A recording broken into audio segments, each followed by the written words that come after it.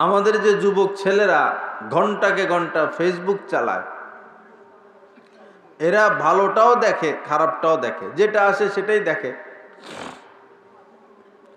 এই খারাপ জিনিসগুলো দেখার কারণে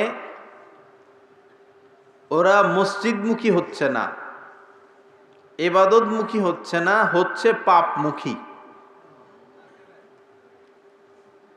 যেই ছেলেই মোবাইলের পাপে লিপ্ত থাকবে, সেই ছেলেই গোপন পাপেও লিপ্ত থাকবে।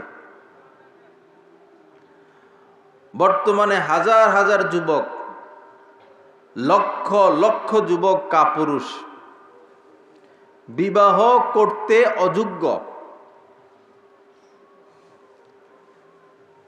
নজর খারাপ করার কারণে।